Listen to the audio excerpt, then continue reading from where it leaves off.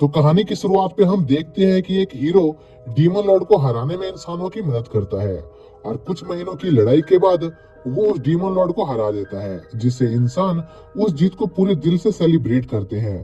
पर उस हादसे के 3 महीने बाद डीमन रिले में एक कंपटीशन ऑर्गेनाइज किया जाता है नए डीमन लॉर्ड को चुनने के लिए, जिसमें एलेक नाम का एक आदमी पार्टिसिपेट करता है।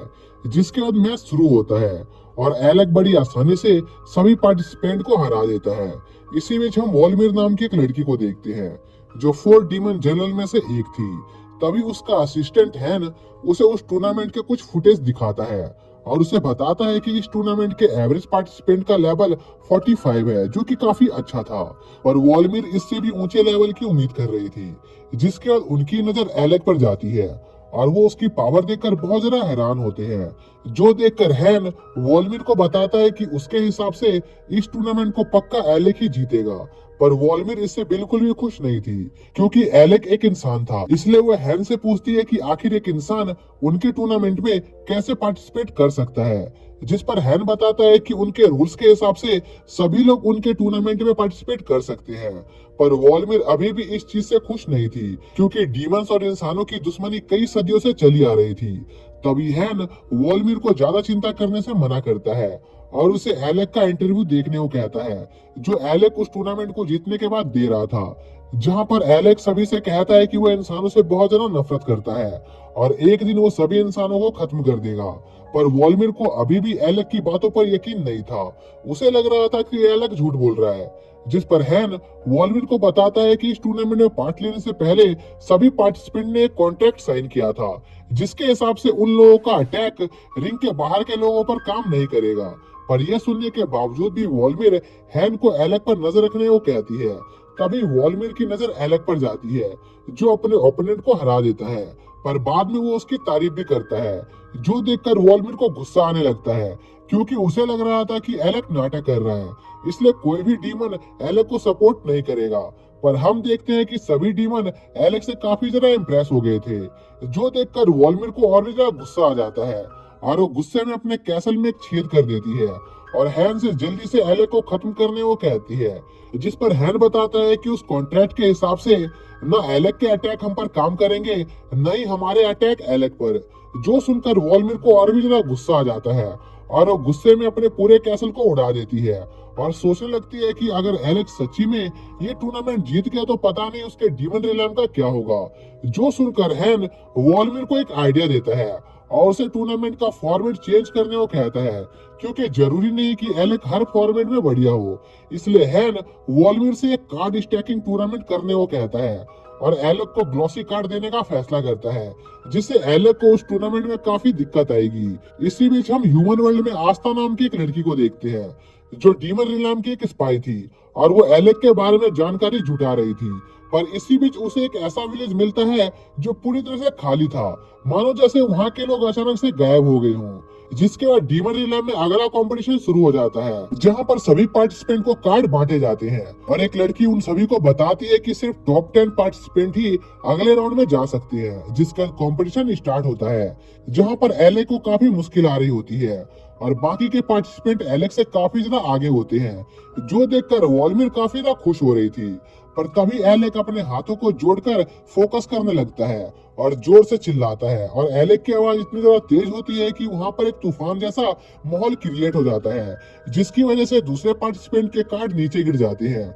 और इस मौके का फायदा उठाकर एलेक एक झटके में अपने टास्क को कंप्लीट कर लेता है, जो देखकर वॉलमिर को गुस्सा आ जाता है और वो कहने लगती है कि एलेक ने रूल्स ब्रेक किए हैं, इसलिए उसे इस कंपटीशन से डिस्क्वालिफाइड कर देना चाहिए। पर तभी एक पार्टिसिपेंट जिसका नाम कैनरोस था, वो वॉलमिर से कहता है कि उनके रूल्स में ऐसा कुछ नहीं लिखा था कि वो इस कंपटीशन को जीतने के लिए एक दूसरे के कार्ड को डिस्ट्रॉय नहीं कर सकते हैं। इसलिए एलेक ने इस कंपटीशन को जीतने के लिए जो कुछ भी किया वो सही था। जो सुनकर बाकी के पार्टिसिपेंट एक दूसरे के कार्ड को डिस्ट्रॉय करने लगते हैं, जो देखकर वॉलमिर गुस्से से पागल हो जाती है, क्योंकि उसे लग रहा था कि यह सब एलेक का प्लान है ताकि सभी पार्टिसिपेंट आपस में लड़कर हार जाएं।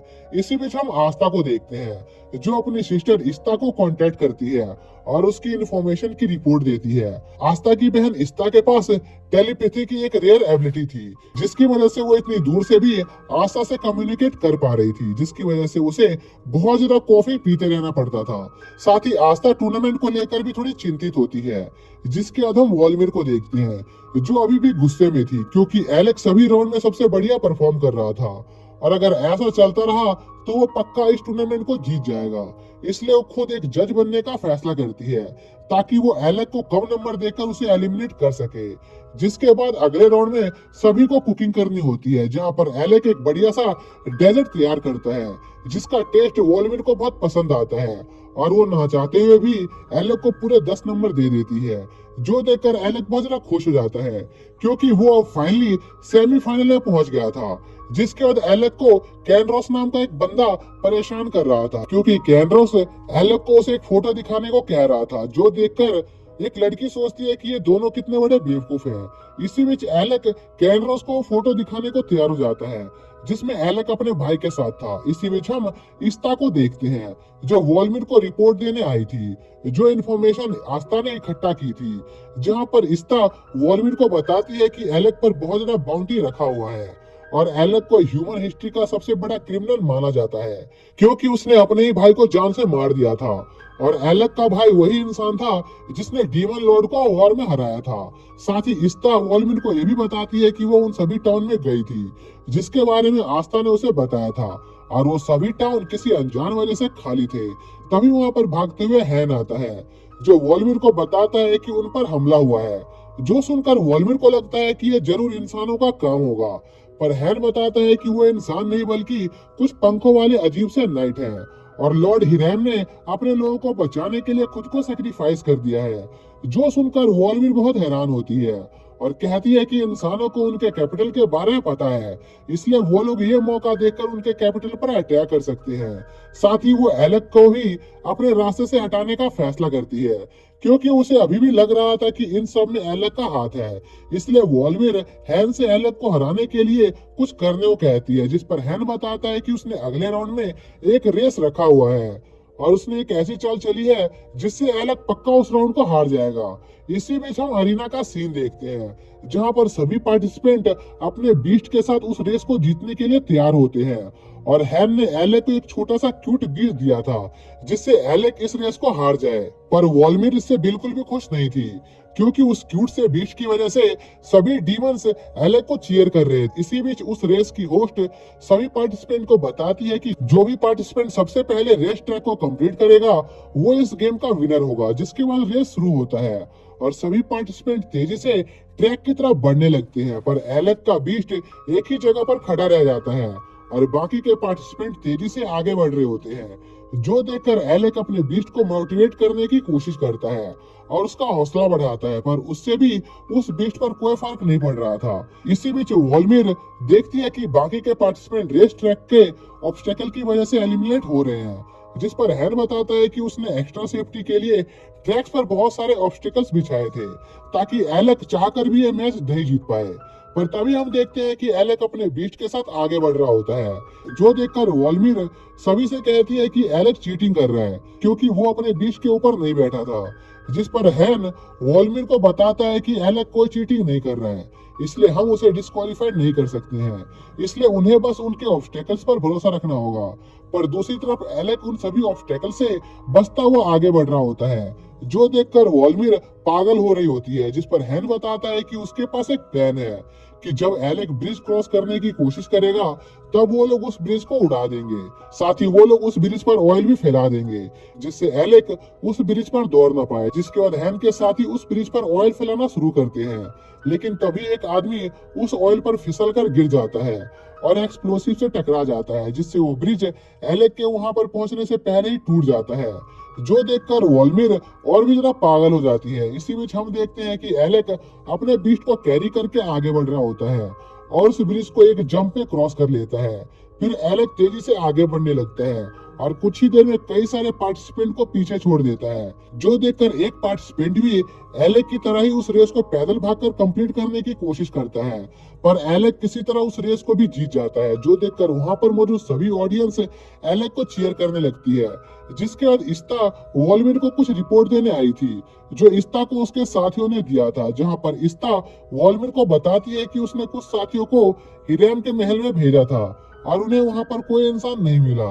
वहां पर उन्हें बस 103 विंग नाइट्स और उनका लीडर मिला, जो सुनकर वॉल्मिर बहुत हैरान होती है, क्योंकि उसे विश्वास नहीं हो रहा था कि बस 103 विंग नाइट्स ने हिरेम के कैसल पर कब्जा कर लिया। पर यह सुनने के बाद भी वॉल्मिर को पूरा यकीन होता है कि इसमें इंसानों का हाथ जरूर है। तभी वहां पर अजुद्रा आ जाता है, जो 4 डीमन जनरल में से एक था।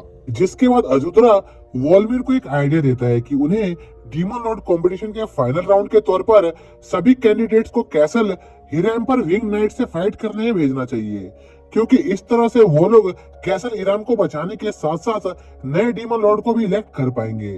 पर वॉल्मिर को यह प्लान ठीक नहीं लग रहा होता है, क्योंकि वॉल्मिर को एलेक पर बिल्कुल भी भरोसा नहीं था। जिस पर अजुद्रा वॉल्मिर से कहता है कि अगर वो लोग उसके इस प्लान को फॉलो करेंगे तो वो इससे ये भी पता लगा सकते हैं कि एलेक सच्ची में डीमंस के साथ है या नहीं। लेकिन इसके बावजूद भी वॉल्मिर को काफी ज्यादा चिंता हो रही थी, क्योंकि एलेक काफी ज्यादा पावरफुल था और अगर मिशन के दौरान उसने एनिमी का साथ देना शुरू कर दिया तो उन्हें काफी ज्यादा नुकसान हो सकता था। जिस पर अजुद्रा वॉल्मिर को इस बात की चिंता करने से मना करता है और अपने हाथों में से एक ग्रीन रिंग निकालता है और वॉल्मिर को बताता है कि यह एक स्पेशल रिंग है, जिसकी मदद से अगर एलेक उन्हें धोखा भी दे देगा तो उसके अटैक का डीमंस पर कोई असर नहीं होगा। लेकिन इसके बावजूद भी अजुद्रा इस मिशन के लिए डीमन किंग कैंडिडेट्स के साथ एक पावरफुल पर्सन को भेजने का फैसला करता है, जिसके लिए अजुद्रा वॉल्मिर का नाम सजेस्ट करता है, क्योंकि अजुद्रा जानता था कि वॉल्मिर एक काफी पावरफुल जनरल है और ऊपर से वॉल्मिर एलेक को पसंद नहीं करती थी। इसलिए अगर एलेक ने मिशन के दौरान सच्ची में उन्हें धोखा दे दिया तो वॉल्मिर एलेक को बचकर नहीं निकलने देगी।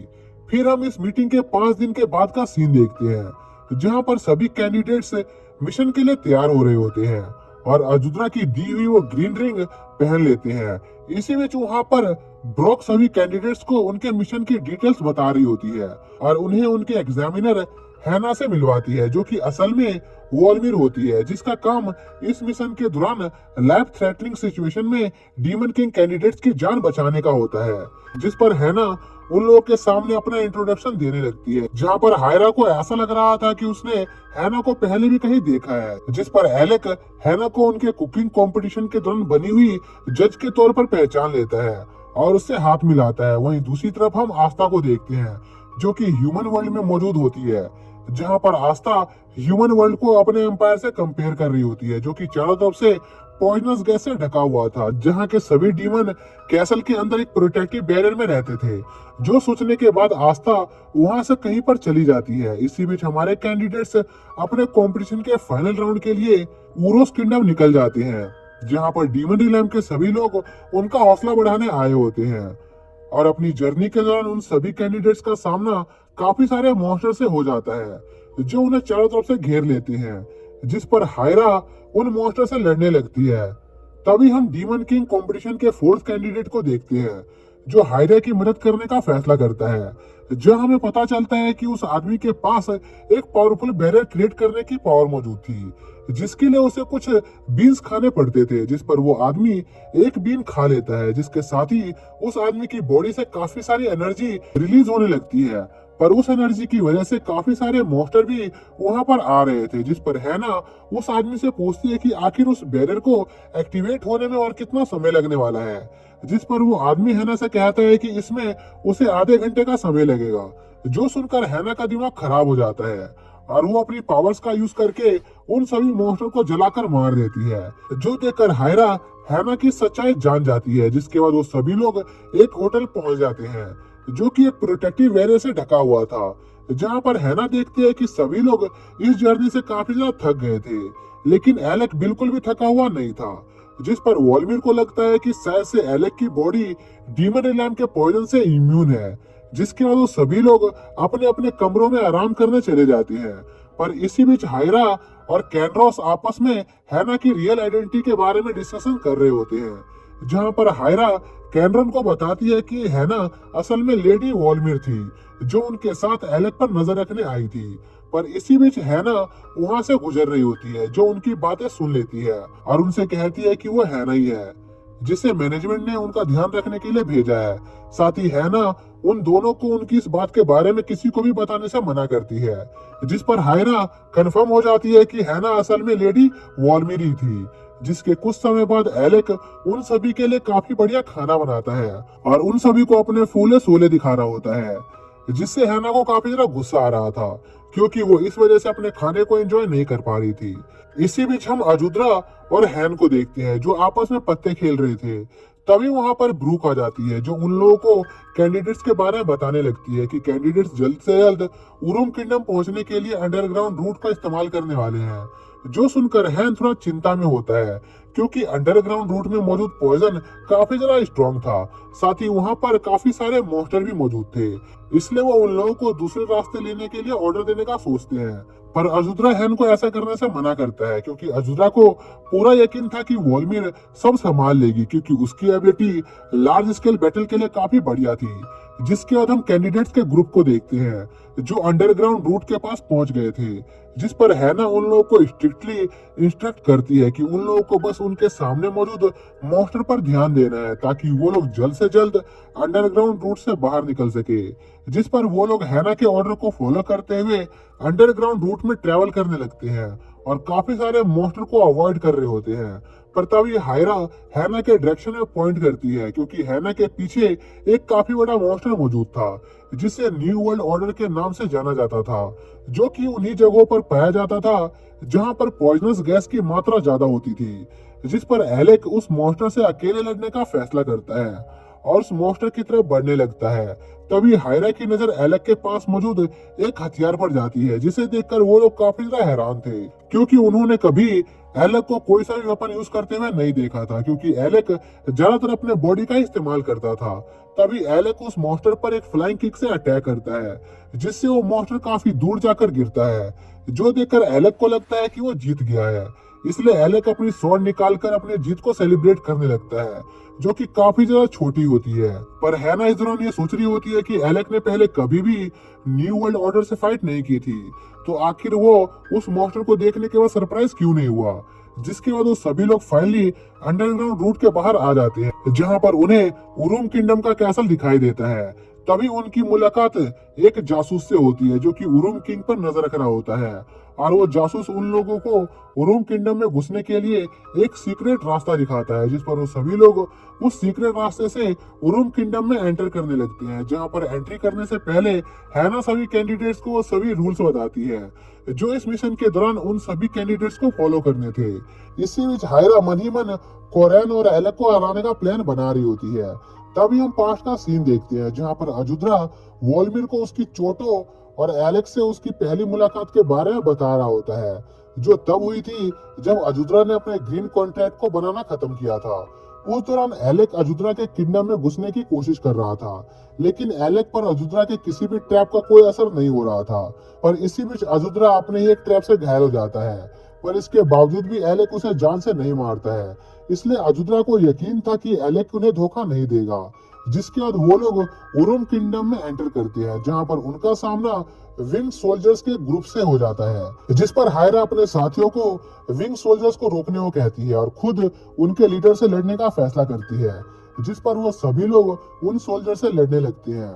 पर तभी विंग सोल्जर्स का लीडर काफी तेजी से मूव करके अपने एक ही अटैक से हायरा का हाथ काट देता है, जिससे हायरा नीचे गिर जाती है, जो देखकर विंग सोल्जर्स का लीडर हायरा को मारने उसकी तरफ बढ़ने लगता है। लेकिन तभी एलेक विंग सोल्जर्स के लीडर को ईडल कहकर पुकारता है, जो सुनकर वो लीडर काफी ज्यादा शॉक होता है, क्योंकि उसे लगा नहीं था कि उसकी अवेकनिंग के बाद कोई भी उसे पहचान पाएगा।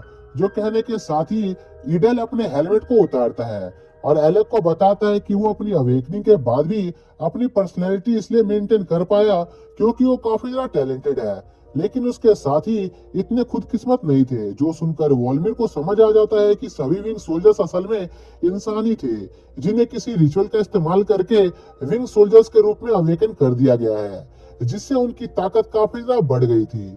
तभी विंग सोल्जर्स का एक ग्रुप उन पर हमला करने उनकी ओर बढ़ने लगता है, पर वॉल्मिर बड़ी आसानी के साथ उन सोल्जर्स को जला देती है और सोचती है कि भले ही अवेकनिंग की वजह से ह्यूमन पहले से थोड़े ज्यादा शक्तिशाली हो गए हैं, लेकिन अभी भी वो एक हीरो के मुकाबले काफी ज्यादा कमजोर है। जिस पर एडल उन्हें बताता है कि उनकी पुरानी ह्यूमन हिस्ट्री में सिर्फ एक ही हीरो पैदा हुआ था, जिसे मरे हुए 255 साल हो चुके हैं, लेकिन अवेकनिंग के बाद वो सभी ह्यूमंस भी हीरोज बन गए थे, जो हर लड़ाई के साथ और ज्यादा ताकतवर होते जाते हैं।